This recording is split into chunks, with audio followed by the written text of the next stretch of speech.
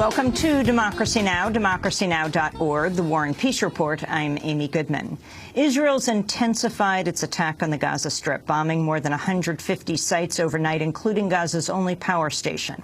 Palestinian health officials say more than 110 people have died in 24 hours, bringing the Palestinian death toll to more than 1,100.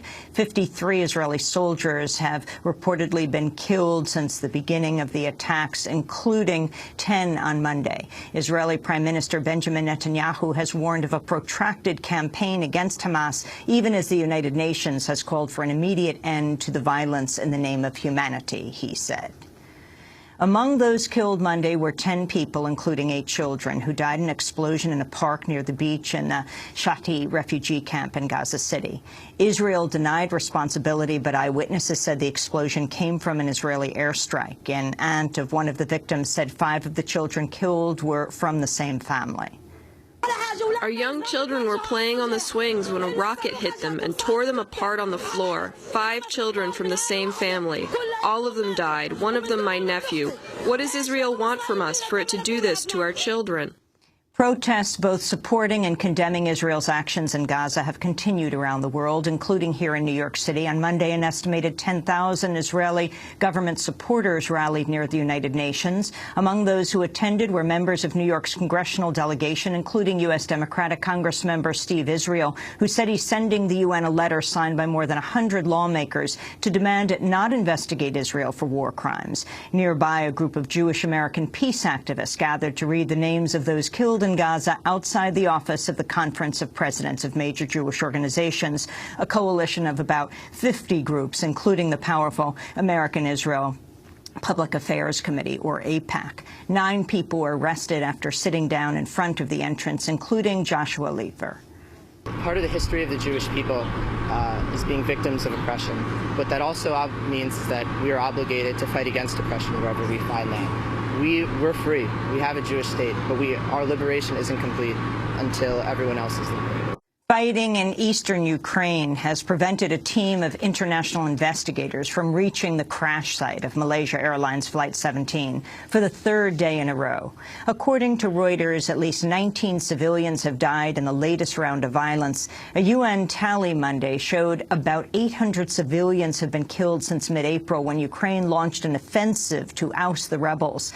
The latest clashes come as the United States and European Union are poised to impose the harshest sanctions to date against Russia for its support of the rebels, whom they accuse of shooting down the plane with Russian-supplied missiles. Europe could unveil its sanctions against Russia's financial, technology, and arms industries as early as today. Deputy National Security Advisor Tony Blinken says the U.S. will follow suit. We expect the European Union to take significant additional steps this week, including in key sectors of the Russian economy. In turn, and in full coordination with Europe, the United States will implement additional measures itself. Our purpose here, again, is not to punish Russia, but to make clear that it must cease its support for the separatists and stop destabilizing Ukraine. In another escalation of U.S.-Russia tensions, the United States has accused Russia of violating a Cold War-era arms treaty by testing a ground-launched cruise missile that's banned under the 1987 Accord. The New York Times reports Russia began testing the missile as far back as 2008. In Afghanistan, a cousin and key ally of outgoing President Hamid Karzai has been killed in a suicide bomb attack in the southern city of Kandahar.